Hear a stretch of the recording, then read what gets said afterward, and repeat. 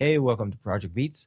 Just a heads up, long video today, which is a headphone tier list of all that we tried this year. Consumer Audiophile Studio will all drop it here. Helping me with today's video is my buddy Lawrence. Of course, this will be based on our preference. 4 tiers on this list. 4 tiers on this list. We have S tier, no EQ adjustment needed, high level mix master, build quality, fit and finish.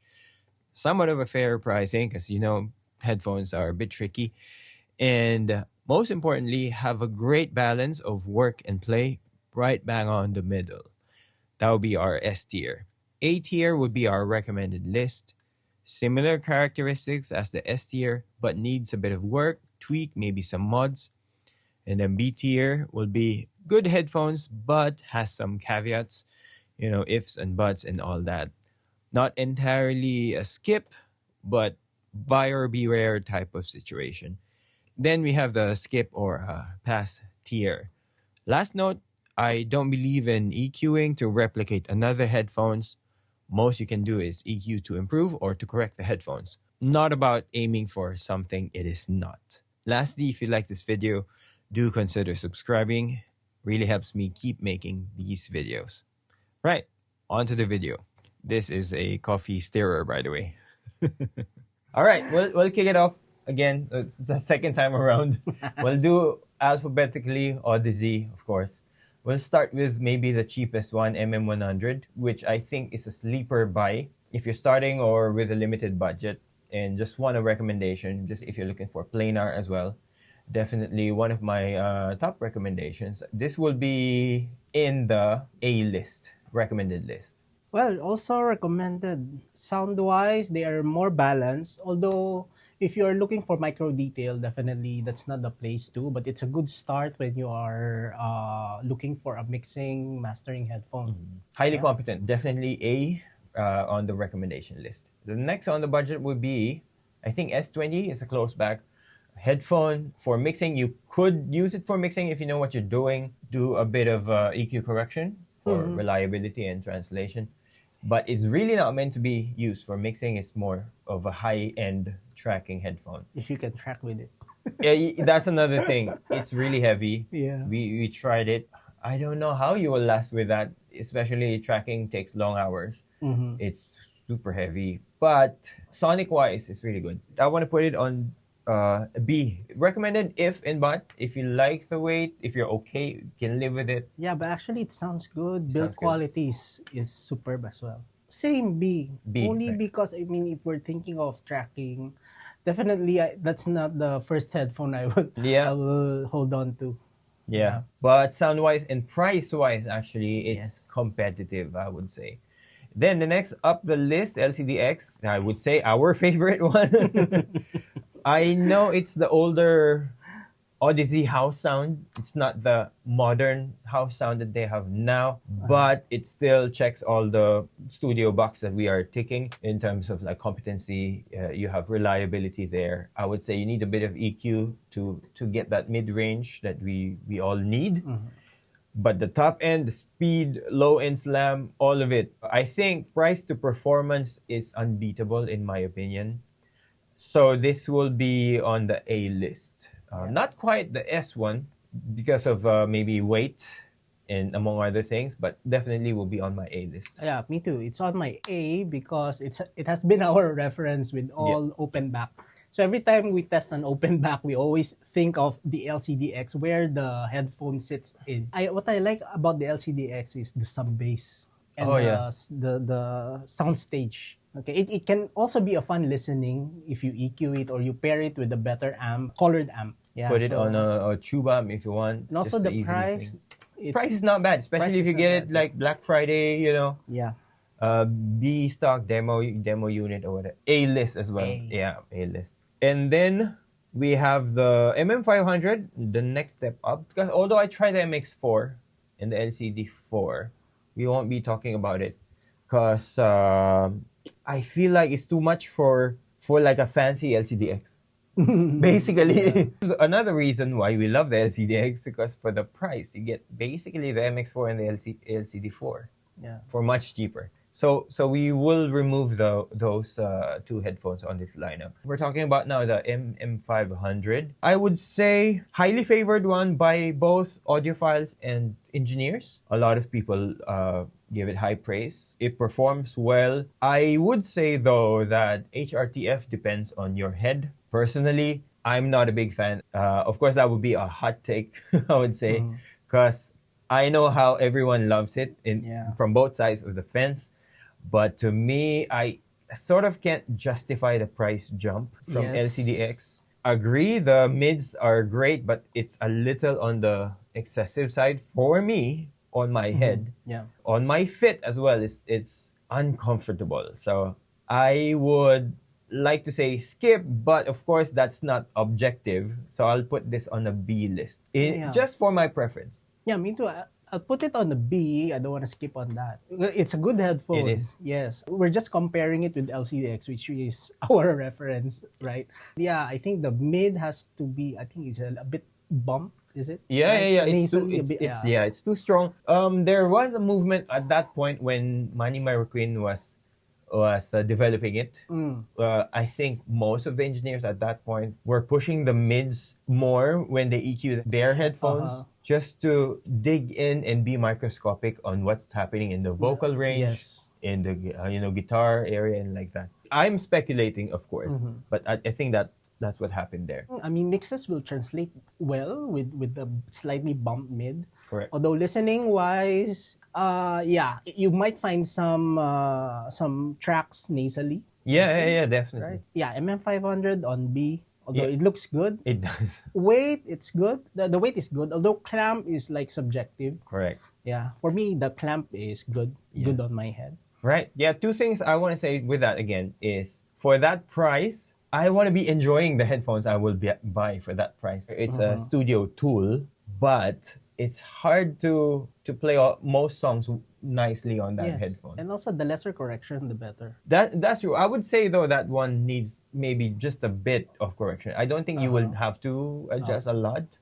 For me, it's the price and comfort that's really putting it on the B. All right, we forgot the LCD XC. So going back on price, it has great staging for a close back. I would say it will be on my, not on my A list, just because there's an added layer or an added frequency to shelf, and that is the top end. It is a little bit on the DCA sounding top end to me, personally, of course. But besides that, it's a really good sounding headphone.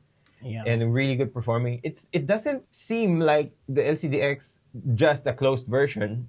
It actually has a different character and sound characteristic and tuning to it. But that's my opinion. Yeah, definitely. Tuning wise, because of the treble of LCDX and XC is quite different. Yeah. So that's one thing. Although, like what I said, the LCD XC doesn't sound like a close back because of the staging. It has a good sound stage. Everything on LCDX, the slam, the fast transient is present. So the benefit of that is you can mix, you can master anywhere. Oh yeah. That's one advantage that you don't have with the LCDX, with the open version. Now I'm trying to search how I could make it more into fun listening. Oh, okay. So let's see whether it could it could work with both work and work and fun. play. Yeah. So I own the LCDX personally, and then Lawrence owns the XC. Yeah. So going up the range now, we have the LCD 5, which I call the microscope headphone.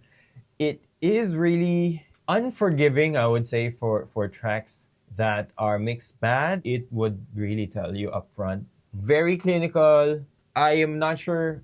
Actually, I'm sure everyone will be able to find a way to justify the price. If they really like the headphone, everyone can always justify the price. You can always get it used or, on holiday sale and whatnot. Black Friday. Black Friday, of course. But to me, still up there on the high-level Mixmaster in terms of detail retrieval, microscopic listening. So if we're talking purely as a studio tool, that would be an A for me. The first time I've tried it, it didn't feel like work. It didn't feel like... Oh, really? Okay. I'm going to mix on something with this. It's very transparent. It won't hide your recording. Some headphones, they tend to compress the dynamic range. Oh yeah. This one, no. If it's loud, it will be loud. Sometimes you have to adjust the volume Yeah. yourself. So that's one thing about this. But it's the build, the feel on the ear that makes me feel like I want to listen to good music on this. It sounds really flagship. Oh yeah. Feels premium, sounds premium. Looks premium. Yeah.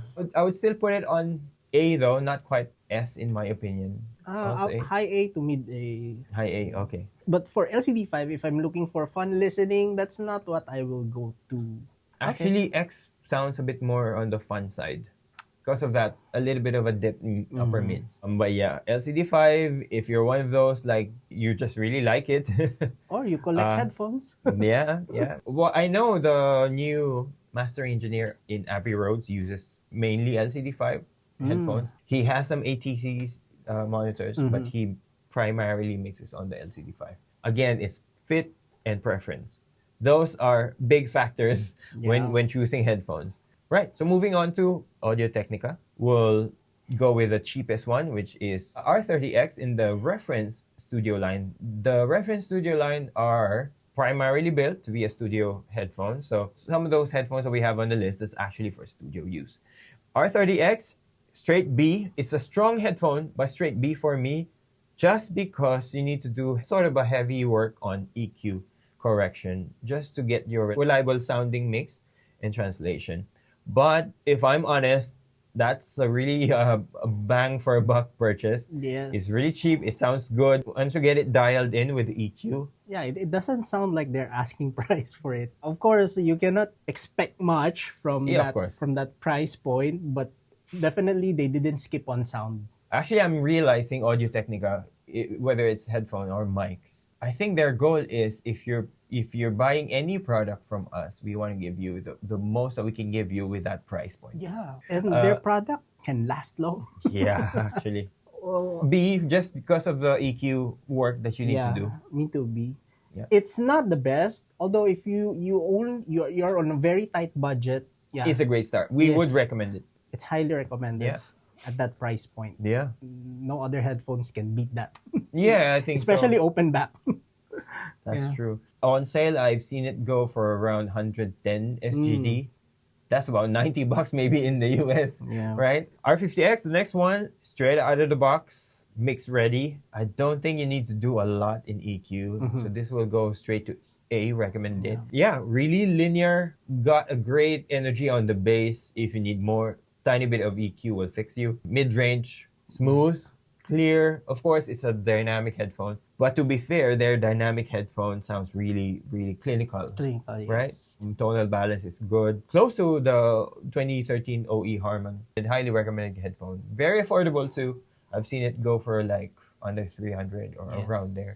Yeah, if you can save up a bit more, go with R50X. I think sound-wise, I could compare this with MM100. Really? Okay. Yes. Okay. Detail retrieval, almost the same. Of course, you don't have those micro details that you want at this price point. Sound stage is a bit narrow, but it is still good for how much this thing costs. And again, of course, we cannot have it all. So fantastic. R50X, it's A. Now going to the next one, R70XA. I did a bit of upgrade. If you've seen my videos about it, you can check it out. I'll try to link it below. I upgraded the pads to the ZMF Ori pads. That's the smallest ZMF pads I could find.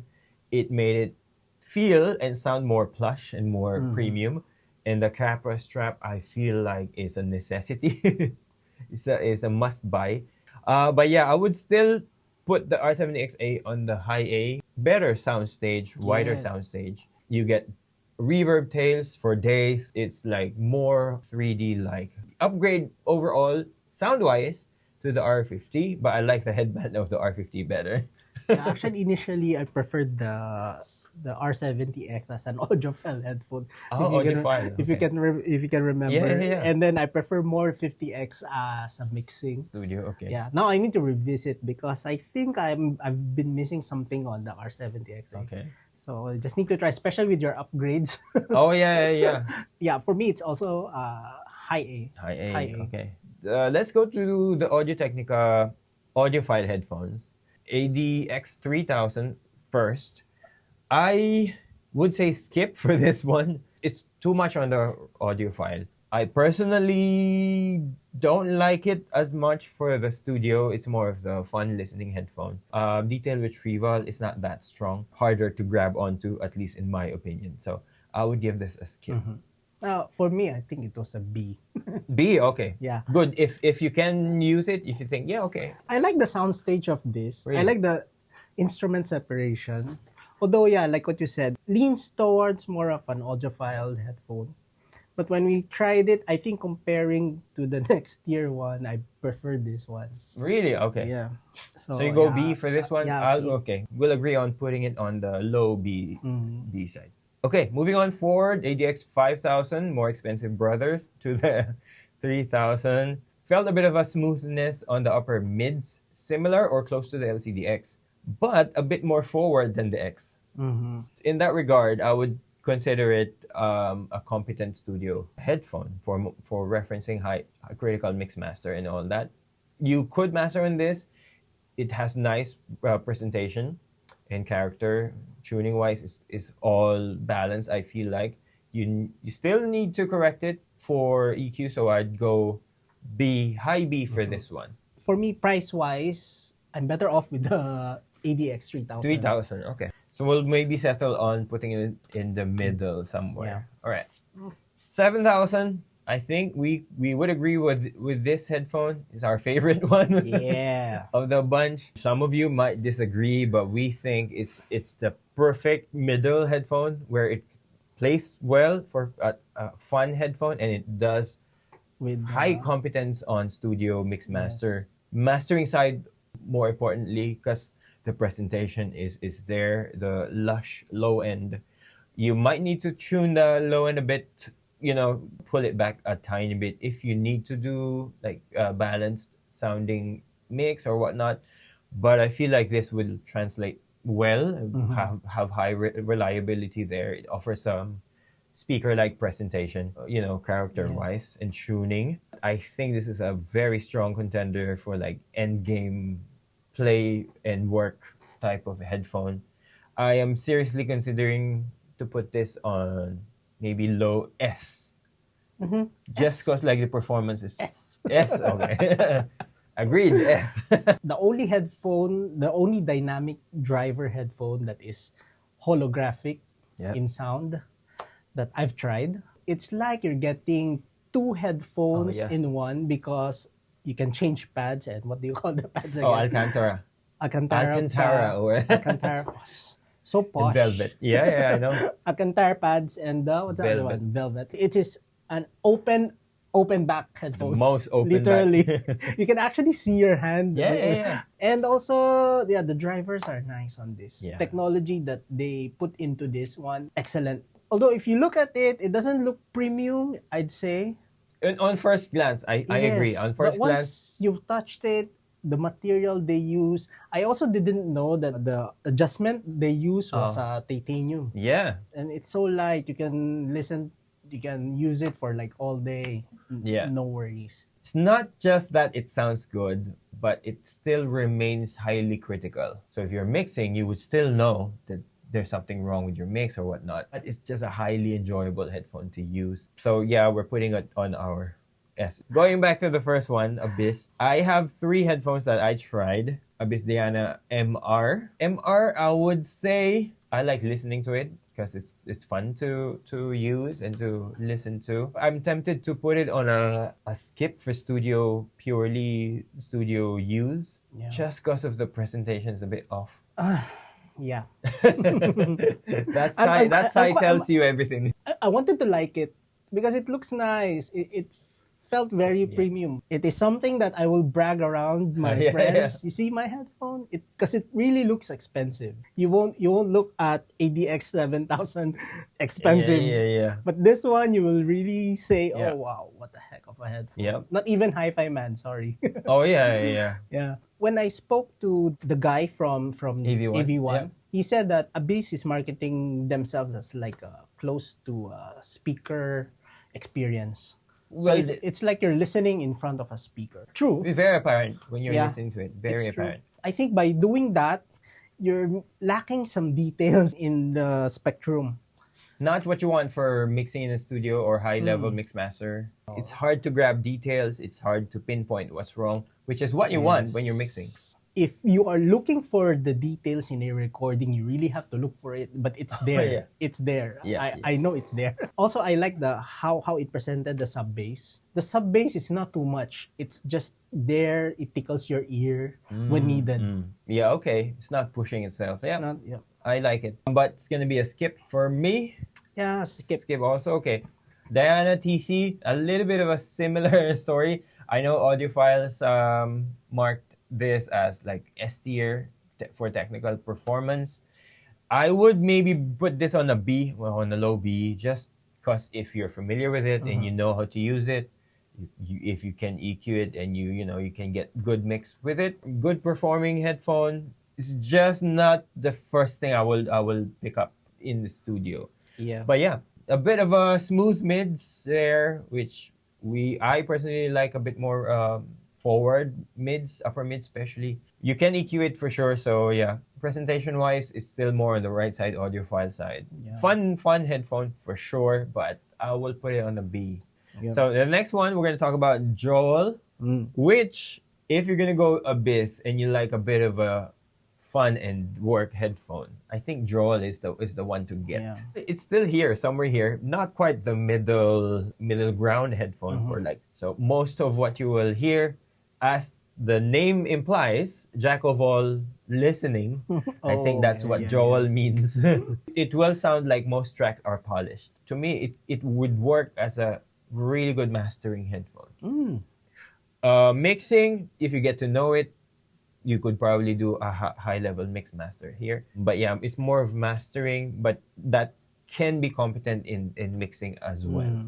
Yeah, I think, I agree. Yeah, if you're getting into Abyss, this is the one to get, both for mixing and fun listening. The bass is very good on this. The punch is good. You will still feel that it tries to imitate a speaker kind of feel. Unlike when other headphones, when they present the bass, it's really boomy and you can feel it in your chest or in your head as well. For me, it's balanced, presentable. Yeah, there's the right amount of airiness.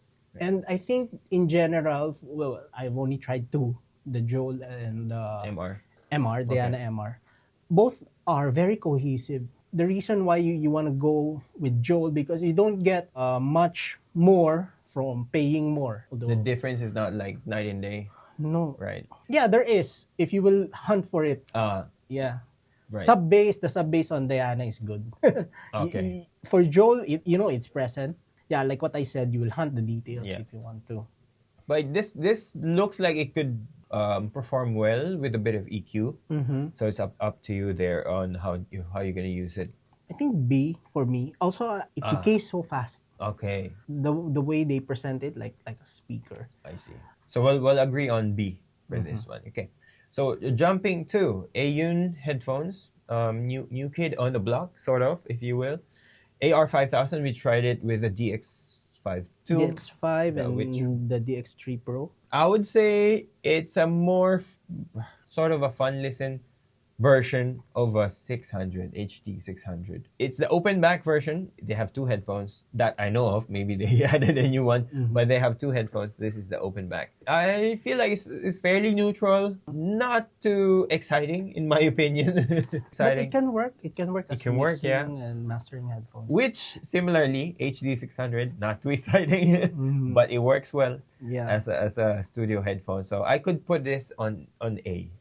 Bit of EQ work. You can use this as very competent studio headphone. The same. Actually, initially when I tried it, it sounds a bit dull without EQing. It can also work as an audiophile. Oh yeah, it supposed is. to be. If you pair it with a good amp, I think try it with one warmer amp. It will sound better in a sense of price point. Yeah. Next one is the SR7000. I feel like it's an okay headphone out of the box. The audiophile calls it neutral out of the box. I just call it dull out of the box. But once you fix it with EQ correction, it opens up and unlocks to a really competent studio headphone. Close back some more. That means it can mix, not just track. With a proper EQ, you can bring it anywhere. A bit more expensive than the 5,000 brother, but it's exciting after EQ correction. It would work really well, but it needs EQ. So I'll put it on the high B. It's neutral out of the box, but it's nothing to write home about. But so for me, it's high B. Oh well, I didn't try this one with an EQ, so everything you've said earlier was my experience. Okay. So I put it on skip because of skip, that. I see. Yes. Okay. For me, it felt like they are trying to show this headphones like a close back, open back kind of headphone. That means Close back that feels like an open close back. back that feels like an open back. Initially, I thought it was an open back. Okay. Without asking what headphone is this or what. My wife can hear the sound that's coming out from it. Okay. So I thought it was an open back. But then I realized, oh, no, it's a closed back. Yeah. It sounds a bit open. That's a good and a bad thing though, because like there's leak. So tracking wise, it maybe won't work that well. Yeah. But but the staging is great for a close back. Yes. So yeah, pros and cons. Yeah. I didn't quite enjoy this. Also, the feel is because of that plasticky feel. Okay. That doesn't feel nice to the hand. Right. Yeah, I give it a skip. I think I dropped my EQ setting on my review video. Check it out if you want to get that competent headphone, but needs an EQ. So definitely a B. Next one, we'll go Beyerdynamic. We didn't review the other ones because maybe that's a long time ago that we've tried the other headphones, and also we don't like the other headphones. And they also revamped all the headphones to a Mark II headphone, Mark II, yeah. But which we didn't bother looking at. Still a studio headphone, competent for tracking, but not great for vocals, I would say. Even if you change the pads, it leaks a lot when you're tracking. At this price, you could get a better headphone. If that's what its only purpose is to do tracking. Because you can't mix on this, not without EQ. Not even. I won't. There you won't. Because it's a waste of effort.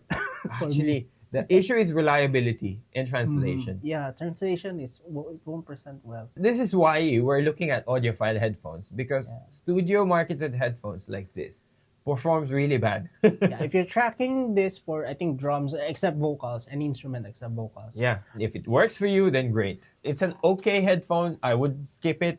If you're looking for a recommendation from us, I would say it's a skip. And also for the price. So it's not there are cheap. too many headphones on that price that performs more better. Yeah, especially close back.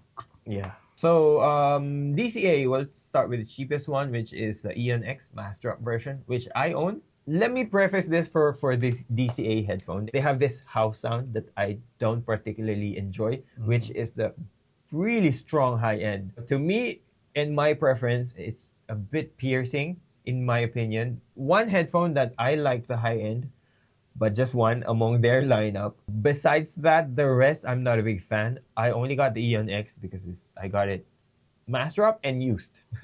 So it's really cheap. In general, you need a lot of work, a lot of time you have to spend to get it tuned and dialed in for reliability and translation.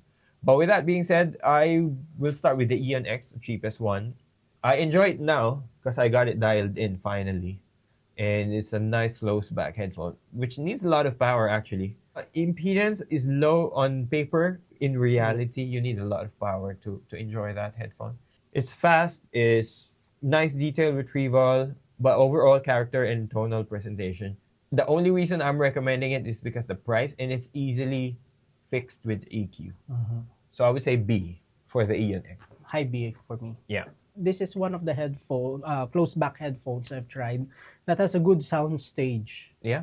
apart from the LCD XC, sorry, yeah, it has a good bass slam. Only because of its price, you have to get this. Yeah. Yes, especially if you can get it used, it will be really, really a good entry for audiophile or mix and master headphone. Yeah.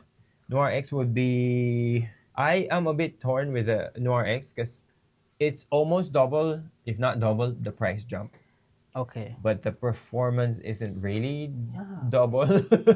Low end is there, but you have to hunt for not just the low end details as well. It's a bit of a floaty type of feeling. It can expose weakness in the mix, given that you are able to correct it. For mix reliability, I want to say skip for this one. Just because of the price and the performance that, you know. Yeah, me too. It's a skip. When I tried this headphone, I mean, not comparing it by price point, but comparing it by sound, mass drop is better in terms of sound staging also. Details, X mass drop is better. I was disappointed because I was rooting for this. I was rooting for this headphone. You know, when new things come out, you'll have, especially when they are hyped online.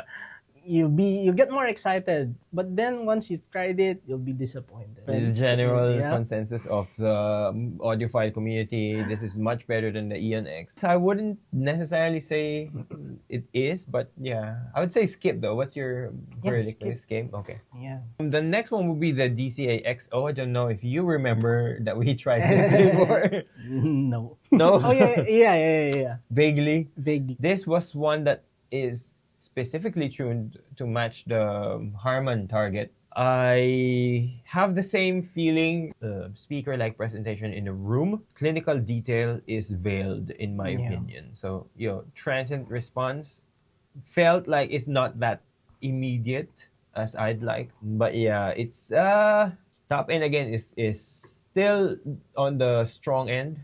But if you like it, I guess it could work. I don't know how to put it because it's already on Harman target. What more will you do with EQ? Yeah. Right? And the presentation is not there for... If you like it and you have it, you own it, it works well for you, then great. I think it's because of HRTF. When you are presented with the graph and you listen to it, it didn't sound like the graph. Sometimes it doesn't translate. It doesn't translate. So maybe EQ to taste? I guess. Yeah, that's the only thing we could recommend. Yeah. If you think you can work with it, go for it. I wouldn't necessarily say skip. Try it at least. So I'd put it on the low B. The next one, and the only one that I like the treble character of is the DCA E3. I think we both this one is a highly competent studio headphone if you want to use it in critical mix master. Just a little bit of work on EQ. Very comfortable, very lightweight. I think if I'm remembering it correctly, it folds down to a small package. Then it's easy to travel. It has a great soundstage and separation for a close back. It's up to you if the price is worth it. Consistent on the quality, just a bit of EQ, you should be set. So I'm gonna put it on A. Detail and the clinical quality is there. Yeah, I think similar for me. It's A. Ergonomics wise, it's very light and it's very comfortable and it looks nice. I like the color combination, that blue, gray, and black. It kind of reminds me of the leather stitching on the inside of like a BM or something like that. It has that premium look and feel. Yeah, the decay is good on this. For me, this is the end game DCA for close backs. Yeah. I feel like most of them needs power, even if on paper impedance is low, but in reality you need some power to drive it properly. Moving on to Fiio, they got some pretty good release this year. FT1 closed. I think that's a very solid performance, especially impressive for the price. I would buy over the DT770 for sure, but you have to take care of that resonance on around 100, 120. Sometimes there's a resonance there that you probably want to check. Maybe that's the demo unit that I tried, or maybe that's an issue with a close back per se. I'm sure by now some people have found a fix for that. But yeah, FT1 closed, highly recommended one. I put it on A. Fiio FT1 Pro, open back. Again, super impressed with this one. This one would perform against headphones 2 to 3 times the price. Yeah. I would really put this on high A recommended headphone. If you need a bit of a fix just for reliability and translation, tiny bit of work on EQ, you should be set for the FT1 Pro. I think in general, Fiio is challenging the market. Yeah. In all segments of Good for us. audio. Yeah, good for us. Moving on to FT7, a bit on the brighter side for me. That's preference. I think it has a good sense of space and clarity. So sub bass is present, but it's less distinct. It's got enough punch. Yeah, I think this one is impressive, especially for the price. Not bang on straight in the middle in terms of our preference for like fun and work. It's slightly, ever so slightly here on the fun side. Slightly. Yeah, but it can work. Yeah, it can work. It's a competent headphone for studio use. I would probably say a bit of EQ would fix all of that. Similar to your experience to this, I really liked it because I think I sit for an hour with this. I'm thinking I'll be getting one someday because the price is so good. And it's an open back flagship. That's their flagship. At that price point. Although I find that they are trying to impress in a sense because of their build, their design. I don't know. They could have gone with all black. Much more simpler one. Maybe wanting to stand out. Yeah, look is subjective. Yeah, they want to stand out. The combination of carbon fiber and wood, I can't. I don't dig it. Yeah. Although I can live with it at that price. Highly subjective, yeah. Yeah. Performance-wise, it's really good though. But the looks is up to you if you like it or not. Yeah. And then the orange knob. Oh, they could have made it black or gray. Much more simpler. Yeah, I put it on high A. High A. Okay. For the price to performance. Yeah. I think there's no other headphone at this price. Yeah. Besides the looks. Yeah. But sonic-wise, I can't really fault it. It's like, I'm talking about studio competence, but in fun listening. It's there. Yes. It's there. High A is good. Yeah. Oh, there's also one headphone that I tried. The close. Yes. FT13 closed back. Your take on Fiio, I mean, what's that? FT1 closed? Yeah. Is a replacement for DT770. Yeah. Actually, I wrote down the FT13 could be a replacement to that. Pricier than the DT770. I'd put it on low A. Low A is good. Low A. Okay, moving on to Focal. We tried their Bluetooth headphone because why not? I'm sure some of you are thinking the same way. Yeah. Maybe there's a headphone that you can commute with, but you can track decently with as well. Works with a studio for, light mix and whatnot. If you're looking for that, it's not here in the Focal. So we're gonna go through the range here. We'll start with the Batiste since we already talked about it. Version 1 I kind of like, but version 2 is sort of meh for me, the MG. The MG. It's not there. If you're looking for the hybrid commute and tracking headphone, this is not it. I would say skip. Price-wise as well, it doesn't justify the price. Yeah, this is also one of the headphones that I felt disappointed. Not with the looks, but what I'm looking for in a headphone. I mean, thinking that the driver is already upgraded. The MG. It's a magnesium driver. It still felt like a consumer headphone to me. I don't think it can work with mixing and mastering in that sense. I feel like the ANC is messing with the sound quality. Anyway, although we haven't tried this wired, maybe that will work better. Yeah, that's true. Although even with the wireless feature, I'm a bit disappointed with the sound. Yeah. Well, that's a hard skip for me. Skip. How about you? Skip. Okay, let's go. Azuris or lenses. They're the same. They're the closest one. Azuris is the blue one, but lenses is the purely black one that's made for studio. But since we can't find the lenses for demo here in Singapore, we tried the Azuris. That one's impressive. Super impressive headphone. Very lightweight. I don't know if you like the baby blue. Yeah. For me, it's just the ear cup and the feel of the pads. A bit small, right? A bit small, yeah. So would not fit most head. I'm not sure if the same sizing and fit for the lenses, but on the graph, the lenses look a tiny bit more refined for studio use. Yeah. If we're gonna base it off on the Azuris, I am impressed personally. Yeah. Sound-wise, this would work as either your fancy tracking headphone or a mix master headphone. I would say it would do all of those. And actually, trying out the lenses, comparing it with the higher end model for focal, prefer the base of that headphone. Okay. Maybe it's close back. Yeah. Yes, has more energy there on the low end. But yeah, it's super impressive. I would probably put this on A. A as well, yeah. A. Next is their studio proper headphone, MG Pro, black and red.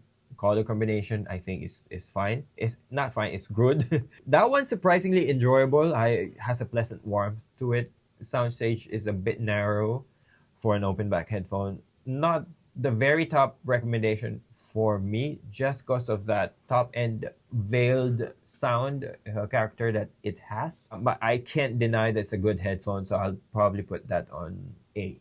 Yeah, actually, vocals, the mids are very good. Yeah, on this headphone. Mids are good. It's very cohesive. Yeah, the only thing is the soundstage. It doesn't sound like an open back. I'm missing out that open and wide soundstage. Right. Actually, I like the presentation of details, but the only thing for me is it tries to present itself as very transparent.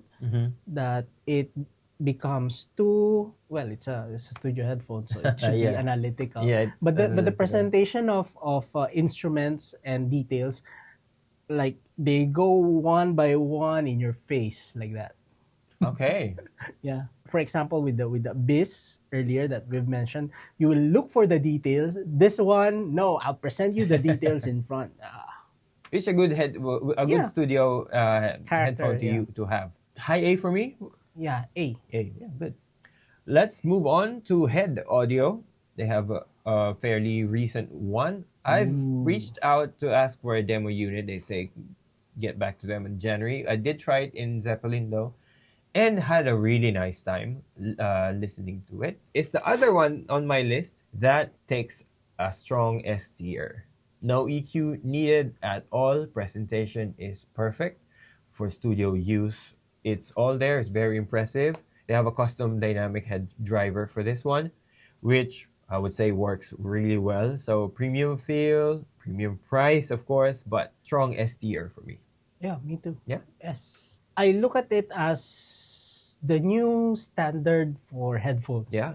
Studio headphones. The presentation is more of an HD 600 by Sennheiser with a better frequency response. Especially on the low end. Oh, yeah. More lively. Yeah, I think this one is close to Harman 20. I think so too. Yeah. Harman Target, I think we better get one. The thing with the headphones is they are too big. I mean, in the brand itself. Traditionally. And a bit heavy. But this one, no, it's light. Take off the brand, it doesn't look like head. Actually, that's a departure from their design language, which is usually like a headphone version of an AMT driver. That's what it looks like before, but this one is different design. Yeah. From head, which I like it. I prefer this one. Yeah, actually. The design of this. It's not 100% like purely premium once you hold it and you look at it, but sound-wise and performance, it's really S tier for me. Yeah, although don't look for a wider soundstage on this. I don't think. It's not. It's better than the HD 600s, I would say. Oh yeah, way better. That one's so narrow. Yeah. Very intimate. The HD. Mids is better as well. So overall just S tier studio and fun headphone, I would say. Moving on to HIFIMAN headphones. I tried a couple of their headphones. I'll say Aria Organic, a bit meh for me. It's not that impressive. Personally, probably my head or the amp that I used that time when I tried it. For studio use, I probably skip this, but I know some of other engineers are using the Aria Organic because it's a fair price. Objectively speaking, not personally a good one for me, but maybe I'll put it on the low B tier. Next one on the list, we have Aria Unveiled. This was the first HIFIMAN that I got excited about during the CanJam Singapore show. Full sounding that doesn't hurt my ears on the top range because usually HIFIMAN has that signature top end. This one felt just nice for me. Generally neutral tonality with a bit of a fun and enjoyment there. Has that detail retrieval that I like. It's a bit more expensive than the LCDX, just a tiny bit more. But if you're thinking about getting new one, I would still go LCDX just cause. Or wait for the price drop Oh yeah, of of course. HIFIMAN. HIFIMAN They dropped does their that a lot. price drastically. It's a good headphone to get. Yeah. I would even put it on the A Yeah, recommendation. me too. Yeah. It's very lively. And also, it's not the HIFIMAN headphones that I knew. The downside for me, well, I'm not sure because I don't have this headphone. The open design is a little scary. Bit precarious. Yeah, I'm not sure whether if Screws or loose whatever metals. loose metal can go inside and affect the headphones. So that's the only thing. Yeah. They do provide the cover, magnetic Yeah. cover. And what I've also read is it's like when you're owning an unveiled, it's like you have a ritual to do and all this when you're listening and to this like taking Close off. on. Yeah, so something to take note of. Next one, Aria Stealth. I can't remember and I don't really wrote down a lot of notes. So I would say Meh is the only one that I remembered. It's not that super impressive for me, but I know a lot of engineers use it. So objectively speaking, I would just go B. It's a performer. It's a competent headphone. I was just not very impressed with it. Next one is the HE6, a relatively new headphone. Yes. I like this better than the Aria Unveiled. My problem with this is details are a bit subdued. It's a bit harder to grab. A speaker-like presentation, but it's more on the right side on the enjoyment scale. Not very competent as a studio headphone, in my opinion. But that's the only problem I have. But if you tried it and you think it will work for you, then by all means go for it. Yeah, I think also detail-wise, it's difficult to grasp details on this headphone. I would prefer MM100 over this. What I've known, what I've seen and heard about HIFIMAN is the quality is hit or miss. Oh, So I'm not sure with this one, but it felt good. This Yeah, one, it felt premium. The quality, the build Yeah. quality is good on this. when we say that the details are harder to grab, what we meant is because the staging is so wide, more like a speaker type representation. The details felt like it's farther. Not all, somewhat all over the place. Well, yeah. If you can think of it that way. So, in that sense, then you don't really want a too widely staged headphone. You Yes. just want just a nice balance. In that sense, it's hard to use a studio headphone. It's also tuned to really well with the Harman target. So I don't know what else you could do to improve that EQ wise. I'm sure you could push things here and there. You could experiment with that. We only tried it in store, so we don't really have the time to experiment. But it's a promising headphone. Yeah. Maybe we'll wait for the next one. What's your ranking for the HE6? B. B. I would agree B. HE1000 and 1000 SE. I'll let you take the stage for this one. I haven't tried this. I tried both HE1000 Stealth and the HE1000 SE. SE is the higher tier. Oh, okay. Yeah, it's more expensive. Initially, I thought Stealth is the replacement of the 1000 SE. Okay. But no, they both exist. HE1000 Stealth is more of a safer HIFIMAN HE1000. Okay. Because there's another one that unveiled. I think it's the safest in terms of sound and presentation. Good sound stage. Okay. Highs are good actually for this. Not too strong. Not too strong. Okay. Yeah. But the thing is with this one is it's more of a laid back listening. The HE1000 SE, although it's priced higher, it gives you just a little more details into the tracks. I think the RA is more lively and presentable in its presentation. The HE1000 is more of a laid back, I guess. That range is more of a laid back listening, but leaning towards more hi-fi. Oh, okay. Studio use, I think it's also good because it's balanced. Right. Soundstage is also good. Okay, for HE1000, because the price is, I think it's more of an attractive price now. Okay. I'd say low A. And although when I tried this, after this, I tried the FT7. Oh, That's why I put it on a low A I see. for me. The HE1000 SE, also in A. Okay. The only thing is just the price, but the details, the presentation is good. If we compare it with LCD5, you will feel some of the characters of the LCD5 present on this HE1000 SE. Oh, okay. Yes. Detail retrieval. Yeah, and detail accuracy. retrieval, accuracy, even the dynamics, and actually overall presentation. It's also more holographic. All right, moving on to Meze. Meze, I feel like is the type that plays, record player, and then you would sit down and have a lounge. Yeah. It has that look to their headphone. Very laid back. Yeah. And very classical, design wise. Yes. I only tried one, which is a 105 Silva.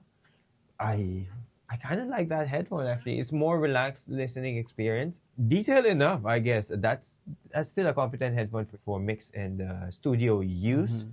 Definitely needs some EQ. But the overall package, it feels like a highly refined 70XA. I would say it's an excellent work and play headphone. A little bit more, just a tiny bit more towards the play side. Yeah, me too. But I would recommend it if you like it.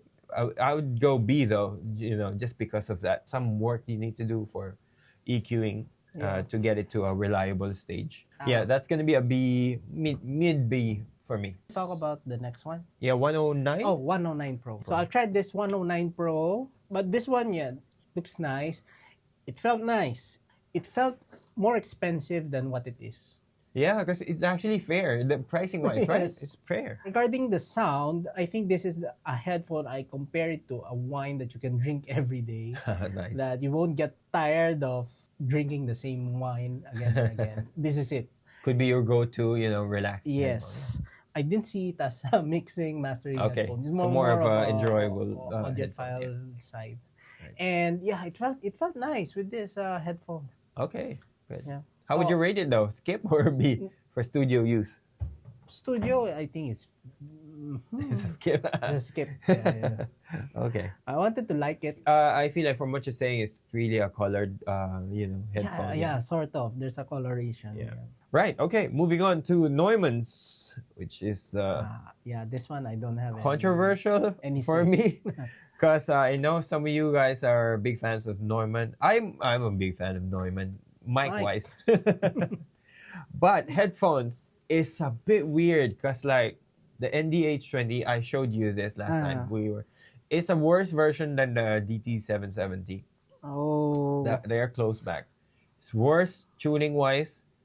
And you're paying more. Yeah. I don't get the point what happened there, but that's a hard pass. NDH20 is a close back. It has sort of the same tuning as the glass close back from Sennheiser, HD820. Really? Yeah, but those are terrible headphones. Just straight up. I don't know what went wrong or what the mindset is. Maybe they tuned it as something that you would enjoy tracking with. I don't see it, to be honest. But that's a hard skip for me. And then the NDH30 is close to, if not more expensive, or maybe similar pricing to the LCDX, if I'm not wrong. This is a more neutral brother, a bit subdued on the low ends. Tuning-wise, on the graph, if you look at the graph, it doesn't look so bad. But when you try it, to me personally, the tuning is a bit wonky. Presentation isn't confidence inspiring in studio mix environment. So I want to say pass on this, but if it works for you, you have it, then your work translate, then good for you. But if you're someone new just looking for a recommendation, I would probably look somewhere else. That's a hard recommendation for me. For Neumann, it's the price. Yeah, it's also expensive, so it's like there's a lot of better headphones that will perform better than that. Actually, sadly, Why? I wanted it to translate because it looks so good. nice, Actually, yeah. It feels nice, but I can't recommend those. And you have to do some work EQ wise for the open back to work, but I would look somewhere else. That's my honest opinion. Again, probably a hot take. But yeah, moving on to OLLO X1. Another one on my S tier list. Very strong performing headphone. Micro detail is there, especially for a dynamic headphone. Tuning wise, you get your own individual calibration file, so you don't have to worry about tuning your headphones correctly for mixed use. Plus, they also give you DSP app for like room translation and whatnot. It's a Real Phones app. That package for that price, I don't think there is a better package for studio use. Because it's a whole complete package. Yes. Staging is really good for that. Not so wide performance-wise. Check out my long, full review of that. I give it, full marks, basically. S tier, no questions. Yes. Also, as for me, I think this is the most analytical, most clinical headphone that I've tried in a good sense. Yeah, it doesn't sound boring or dull at all. But first is the build. It's more of the material, the wood they use. It could have been better. Yeah, in a sense, because I mean, yeah, we're using this as tools, but sometimes you wanna feel that yes. It's nice, it's special. You'll be excited to work on things. So that's one. Although like what I said, this is the headphone that I could literally analytical, that I can really pinpoint the bass drum on BC track, like microaggressions, the double bass drum hits on that. I can literally count. That's how analytical it is. When you're listening to BC tracks on this, it doesn't feel fatiguing. Yeah. I agree. Surprisingly. I agree.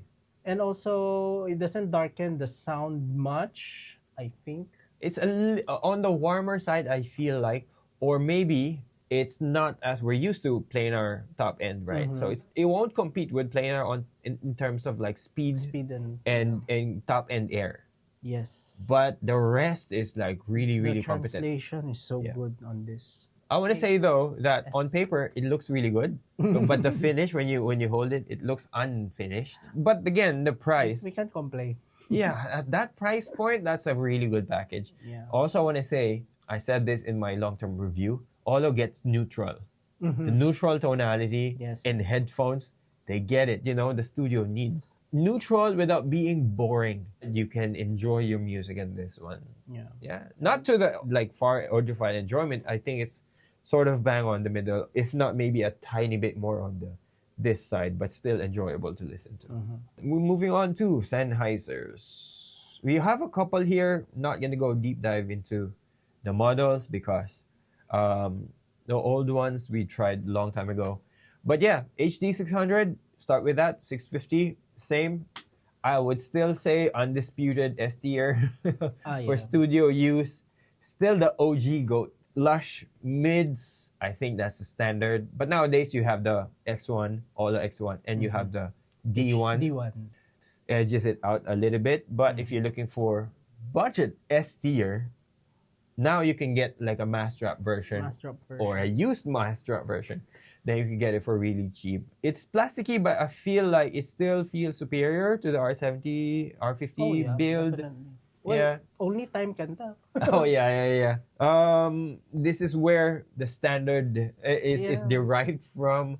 Still the OG S tier for me. Yeah. Well, I'm putting it on S only because of its legacy. Yeah. In the headphone industry, especially mixing and mastering. Yeah. It has been the standard, and prior to this, headphone is not exciting in a sense, because most people, especially engineers, before were mixing on MDRs. Speakers. Oh yeah, that's true. People don't really get to headphones if talking about mixing. That's not the go-to.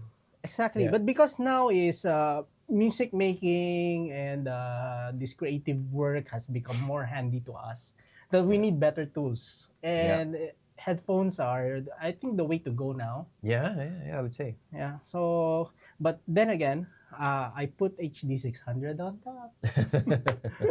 Yeah. I realized when owning this headphone it's still a learning curve in terms of mixing and mastering. It didn't give me a good mix on a first try. Oh yeah, that's true. You have to learn the headphone, especially this one. Yeah. See, I would put it on the lowest S rank for this one just because of the advancement now that we have. Yeah. Because the OLLO X1, I feel like will translate really well.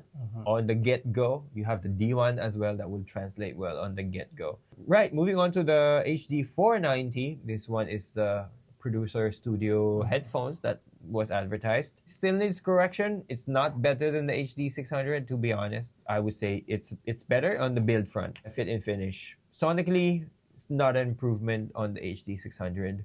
You would still need correction for the 490. So I'm putting it on, I would say B. So maybe high B. It's more expensive and not really that much better, I would say.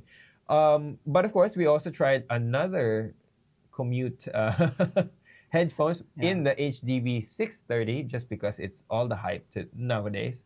So we tried it and we agreed, I think, that the USB dongle works really well. It's really good. It improves the sound overall, but I feel like there's something with the ANC that's messing with the tuning and character and the presentation of the headphone. Going back to the people who are looking for commute and tracking headphone, maybe light vocal, voice over mix, if you're doing that kind of work, you could use this. I would put it on the low B. You could probably use this, but I wouldn't personally pick it up for me. But yeah. Well, for me, I think my take on this is it's more of how technology is moving forward. Yeah. It's an exciting start. Yes. So this is a good start. The use of the dongle elevates the sound way up from just by using the Bluetooth. Yeah, the downside is it has to be EQ'd. But the thing is, with the app and the dongle, I don't think you'll be able to EQ it. I'm not so sure. Yeah, but our experience trying this out, we were having difficulty finding how we could EQ while using the dongle. The sound quality, I would still say sonically, it's not something that I prefer. Still a bit consumer sounding. Actually, I would say very, very consumer sounding headphone, but better. Yeah. I agree. Yeah, I would say, actually, I'm leaning on saying skip. Yes. Yeah, for studio use. Yeah. Next one, HD 820, as I mentioned before, skip this one. HD 800 though, that one's a good headphone. If you can find a good price for that, that's a premium headphone. Still needs some EQ correction to be used for studio. So it will work definitely for studio use. I would say high B just because it's not as easy to EQ. Okay, moving on to Zildjian, which is the only one that I could recommend. I would say this is one that is a bit of a jack of all trade. It doesn't sound half bad on Bluetooth, especially with the personalization on the tuning. It has that app that it tunes to your ear. The only headphone that you can adjust the tuning per ear. Cup. Yeah, I think that feature is similar to Apple's AirPods. Oh. It works really well. It just that the personalization. My issue is the house sound after that is a bit on the boomy, type of sound. You just EQ it a little bit, but the thing is, like, there's no measurement outside Zildjian. So that's the thing. So you have to reference your tracks and EQ accordingly. So manual tuning EQ, but it's easy to do. The PEQ that's included in the app is easy to work with.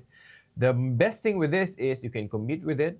Good enough ANC, I feel like, better than the AirPods, just the AirPods Pro. But it tracks really well. On the drum especially, it has a play-along mode or something, a jam mode. When you have it on, the headphones sort of acts like as an ambient mic that captures the drum. It sort of feeds in, so you can track really nicely. You don't need feed line in. You just play your music, jam. Feels really good. I imagine it worked well with vocals as well. So you can hear your voice while singing and tracking and whatnot. So even if you use wired version, all of your settings will be there. So this is the only one I would recommend that can do commute, track, and even a light mix. I would go A for this one. Yeah, A. Yeah, right? There's no headphone that does what this is doing.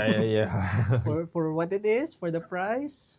Actually, I wanted to get one. It's the same price as the rest of the Bluetooth headphones around. Bose and yeah, same. It's the same price range. Same premium. And for us musicians, of course, this is more advantageous. Yeah. It tracks really nicely. So if you're looking for that all-in-one, you don't want to spend a different for a different headphone for tracking and for your commute. This is your all-in-one. Okay, we're moving on to our last brand, ZMF.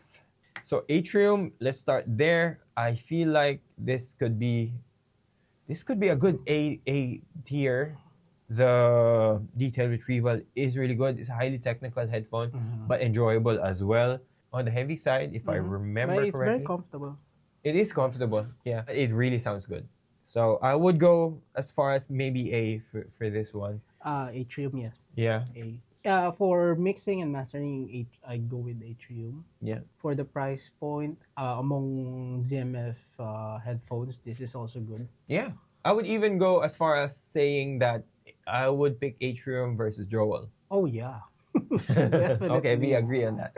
Yeah. Sorry, I'm biased because I love ZMF. Yeah, they're I love the really brand. good. They're really good. The only issue is, as you mentioned last time, that the consistency among headphone builds. Headphone, it's more personalized in a sense that materials are different. The use of the wood might affect sound depending on what wood is being used. Yeah. I'm not so sure, but being a musician, that we know wood can affect tone. Yes, of course. Yes. Yeah. So I'm not 100% sure on this, but if you look at it that way, right, you have to do some more research on this. Yeah. And what else? The interchangeable ear cups, because they love to roll pads. Yeah. That one will also affect how the tuning is. Yeah. So I think know the headphones. If you're going to use this primarily for mixing and mastering, you have to find your best configuration, best config that will give you the sound you want. I actually wanted to give it a bit more time because I'm thinking if I'm upgrading my LCDX, this is my strongest next one. Yeah. If I'm changing, right, this would probably be it for me. Not the LCD5 because it's way out of my budget. Yeah. But this looks like the next step up, if I'm being honest. I really like it. Yeah. Also, the price of all ZMF, they place themselves well in the market. Yeah. I agree. So what would you rate this one? I say A. Yeah, okay, good. Strong A. Yeah. Strong A. Let's go to the next one, maybe Bokeh. It's the cheaper one, right? Did Bokeh close?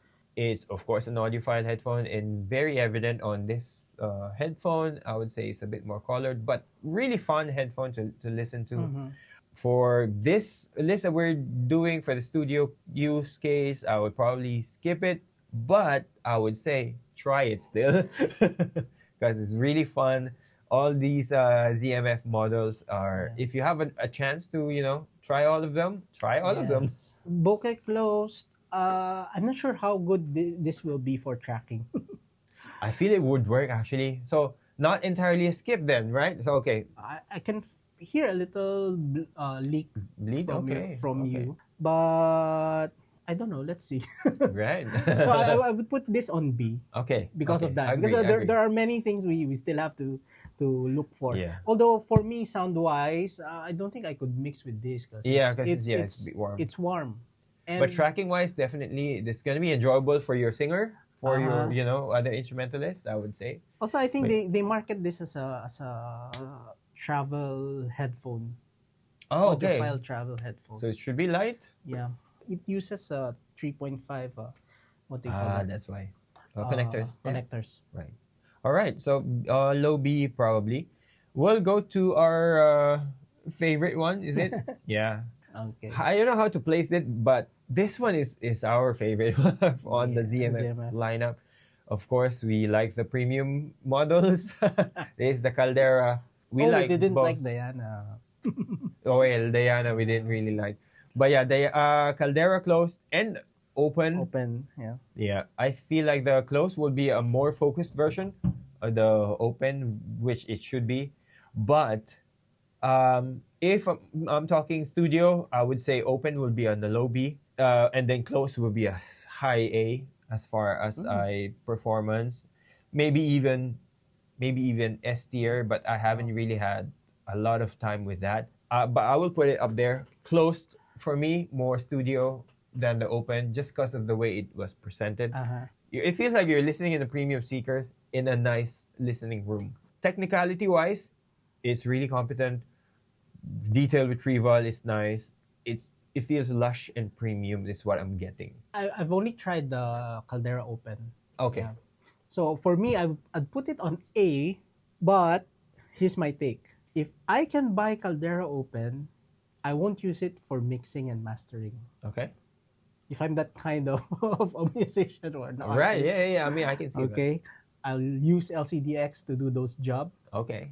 Then after that, I want to see my translation on this. Got it. Yeah. I mean, A being, this has the final say on my tracks. Right. I can see that. Yeah. So it's just that good for me. Yeah, like what I said, the presentation, it's like you're sitting in the middle of the performance. Surrounded by the music. Yeah. The same experience actually with Audio Technica ADX 7000. 7000, yes. I had the same experience. I mean, ZMF is another company. The approach is personalized in a sense. Every headphone might sound different. I don't know whether you'll get a better one or...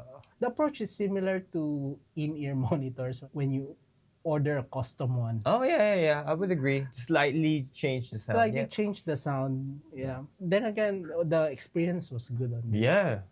The only thing that puts it below S rank for me, to me, the Caldera Open feels like a very immersive headphone, very that type of experience. The only thing that brings it down is it slightly feels like the HE6 experience, where the details are a little bit, that ever so slightly hard to grasp. And that's the only reason why I knocked it down out of S rank. But if it's just slightly more focused, like the close, that's why I'm putting the close higher for studio use, because the close is a little bit more focused and has that more lively low end. Although it's on the warmer side, I would feel like. So a bit of EQ there, but I'll still put it high up there, A rank for me. Yeah. And to think that I've tried it with a cheap headphone amp, the Fiio Q5S, which is 2020 plus. Yeah, I can even sell mine. No one wants to buy it. I was impressed just by trying out with that. Yeah, it's not really. It doesn't care for whatever DAC you're using, right? That speaks a lot about the quality of the headphone. So what more if I use it on a more expensive? That's true. Yeah. I'm tempted to bring my RME on Zeppelin just to try these headphones. Yeah. I will do that if I'm ready on the market for the Atrium. Let's do. All right, that's the end of our list. We probably forgotten about a couple of models, but feel free to comment down below. Which among these do you disagree with? Which I feel like a lot of people would disagree with this list. But, that's our preference and that's our take. But yeah, if you enjoy this type of video, expect more headphones review.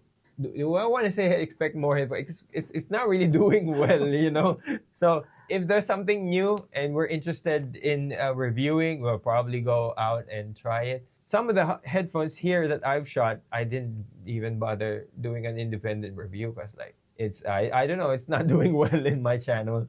So we'll see. You have some requests and like us to cover any headphone, feel free to drop it in the comments below. So, thanks all for watching. Hope you consider subscribing.